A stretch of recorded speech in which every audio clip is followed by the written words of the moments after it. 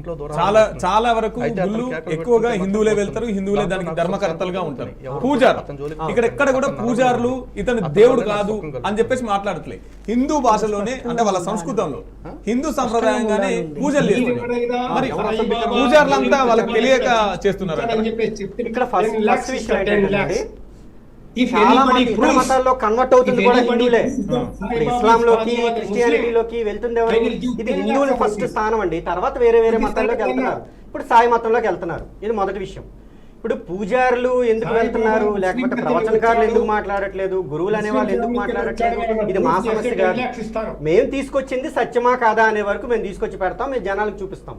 మీరు వాళ్ళని అడగాల్సిన క్వశ్చన్ మమ్మల్ని అడిగితే మేము ఎలా సమాధానం చెప్తాం? ఇప్పుడు పూజారులు బహుశా వాళ్ళకి వేరే దగ్గరికి వెళ్ళాలి అంటే లేదా ఈజీ రాబడి అయ్యి ఉండొచ్చు, ఎందుకంటే ఎండోమెంట్ పరిధిలో ఉంటాయి జనరల్గా. ఒక్క నిమిషం అండి. ఇప్పుడు కాస్త గుడిలో ఆదాయం వచ్చింది అనుకోండి, ఎండోమెంట్ పరిధిలోకి వెళ్ళిపోద్ది, గవర్నమెంట్ మనీ తీసేసుకుంటుంది. సాయిబాబా తాలూకువి ఎండోమెంట్ పరిధిలోకి రావు. సో అవి వాళ్ళ తాలూకు సొంత గల్లాల్లోకి వెళ్తాయి. అప్పుడు పూజారులకి ఏముంటది, హ్యాపీగా ఉంటుంది కదా. సో కారణం భాస్కర్ గారు మీరు ఎక్కడికి వెళ్ళి మాట్లాడారు దీని గురించి అని చెప్పేసి మీకు కూడా ఒక ఆర్డర్ కూడా పంపించారని తెలిసింది. నాకు ఎటువంటి ఇంజెక్షన్ ఆర్డర్ కానీ ఎటువంటి గ్యాగ్ ఆర్డర్ కానీ ఇవ్వలేదు. అలాంటి ఆర్డర్ ఇచ్చే అధికారం కూడా ఎవరికి లేదు. కారణం ఏంటి అంటే భారతదేశం నేను ఒక వ్యక్తిని దుర్భాషలు ఆడకుండా ఏ సిద్ధాంతాన్నైనా ప్రతిపాదించడానికి లేకపోతే ప్రచారం చేయడానికి దాన్ని ప్రశ్నించడానికి క్రిమినల్ కేసు కూడా అదే అండి కేసులు చాలా అవుతాయి. ఆ కేసులో కన్విక్ట్ అవ్వాలంటే మేము దోషం చేసి ఉండాలి కదా. మేము ప్రశ్నించామంటే అంటే ఒక నమ్ముకుంటున్నటువంటి దేవుని మీరు దేవుడే కాదని చెప్పడం కూడా అది క్రిమినల్ కేసు. ఒకరికి నరబలి ఇవ్వడం కూడా నమ్మకం అండి. దాన్ని ప్రశ్నించొద్దు అంటే నేను ఈయనకు మద్దతు పలకడం లేదు. మత స్వేచ్ఛలో రాజ్యాంగంలో మతాలను ప్రశ్నించి విమర్శించే స్వేచ్ఛ కూడా అంతర్భాగంగానే ఉంది. అండ్ ఆర్టికల్ 19 దేవుడు ఉన్నాడు అని చెప్పి బలంగా చెప్పే హక్కు ఎంత ఉందో దేవుడు లేడు అని చెప్పే అంత హక్కు కూడా ఉంది.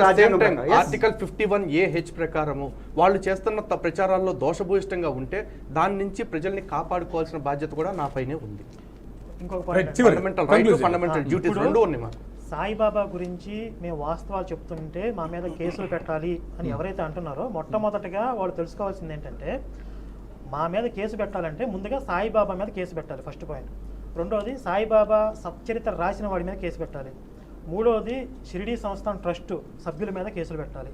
తర్వాత సాయి మతాన్ని ఎవరైతే ప్రచారం చేస్తున్నారో వాళ్ళందరి మీద కేసులు పెట్టాలి. ఆ తర్వాత మా దగ్గరికి రావాలి. ఎందుకంటే చెప్పనండి, ఒక నిమిషం మాస్టర్, ఒక నిమిషం ఎందుకో చెప్తాను వినండి. అంటే ఇది మీకే వర్తిస్తుందా, ఎవరికైనా వర్తిస్తుందా మీ ప్రాసెస్?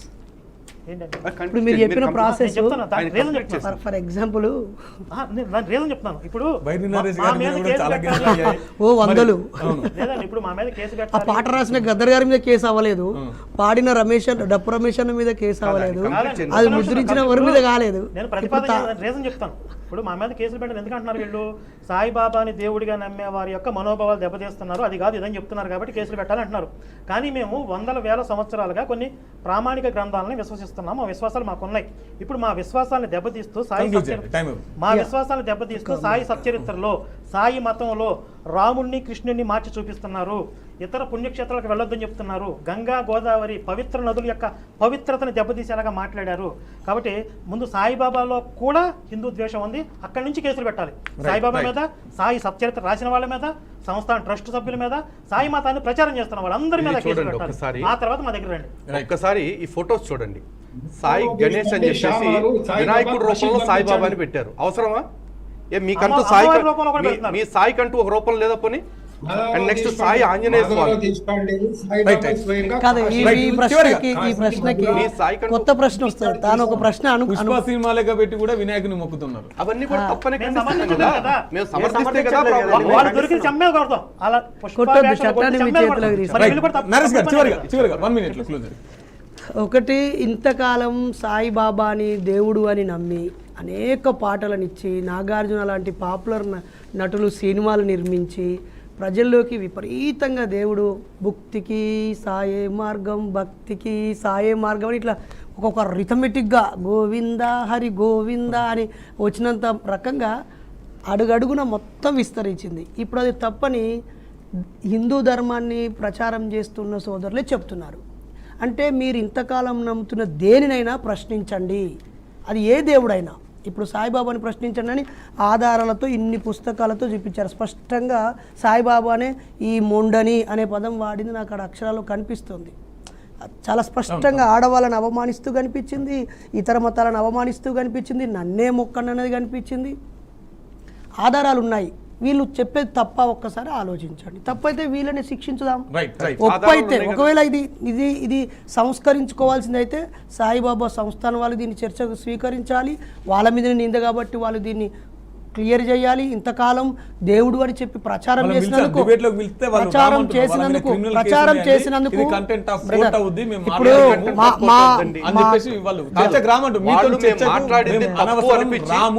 ఇంతకు ముందు కూడా మేము పర్సనల్ కాల్ చేసినా కూడా రాలేదు. మనసులో దేవుడు ఉంటాడని వీళ్ళు చెప్పినంత మాత్రాన కాదు.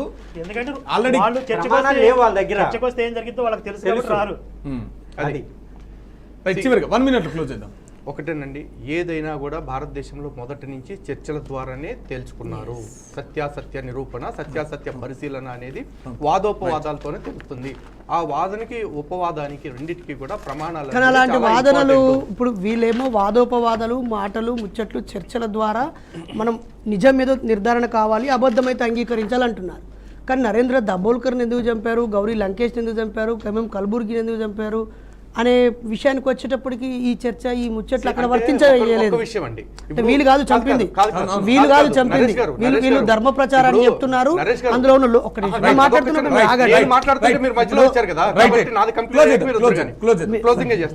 ఇప్పుడు ఒక్కొక్క సందర్భాన్ని బట్టి ఉంటుంది. ఇప్పుడు మేము ప్రశ్నిస్తున్నాం, మా ప్రశ్నలో ఎక్కడ బూత్ లేదు. అదే ఆయన కూడా అయ్యప్పని ప్రశ్నించారు, కానీ బీఆర్కే ఛానల్ ద్వారా నా పక్కన లలిత్ కుమార్ గారు, కరుణాకర్ గారు, భాస్కర్ గారిని పెట్టుకొని బీఆర్కే న్యూస్ ఛానల్ ద్వారా నేను సవాల్ విసురుతున్నాను. నేను ఏ మత దేవుడినైనా, నాట్ ఓన్లీ హిందూ, ఏ దేవుడి అయ్యప్పనైనా ఎడిట్ చేయని వీడియో ఇప్పుడే నేనే చూపిస్తాను. ఎవరికో భయపడాల్సిన ఎవరైనా నేను ఆగండి బ్రదర్, ఒక్క సెకండ్ మీరు మాట్లాడండి. ఎవరైనా బైరి నరేషు హిందూ దేవులను, ముస్లిము, క్రైస్తవం, సరే నేను పద్మశాలి బిడ్డని కాబట్టి కొంచెం ఆగుదాము. ఏ దేవునైనా నేను అరై తొరై వారి వీరి ఎల్లు ఎమ్ము అది ఇది అని ఏ దేవులనైనా తిట్టినట్టుగా ఎవరైనా నిరూపిస్తే నేను 10 లక్షల రూపాయలు గిఫ్ట్ గా ఇస్తాను. ఎలా పుట్టాడు అనే ప్రశ్న అడగడం తప్ప. శివుడికి విష్ణువుకి మధ్య ప్రశ్నించారు.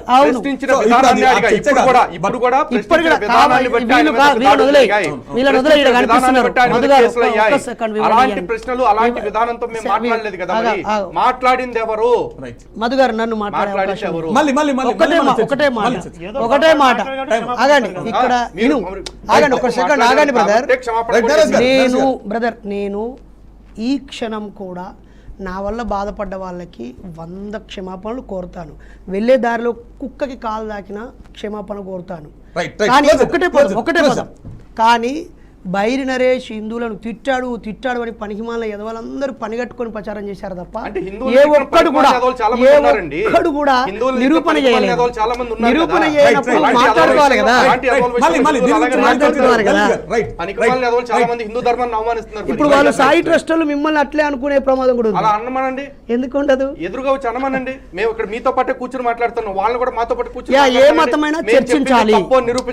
ఆయా మతాల్లో ఉన్న ప్రతి అంశం మీద చర్చ జరగాలి. ఎంతమంది సాయి భక్తులు ఫోన్ చేశారు, ఎవరు వచ్చి చర్చలో కూర్చున్నారు? ఆ సాయి భక్తుల తరఫున ఎవరు రాకే కదా, ఒక నాస్తికుడిని తీసుకొచ్చి కూర్చోబెట్టుకోవాల్సి వచ్చింది. Right thank you.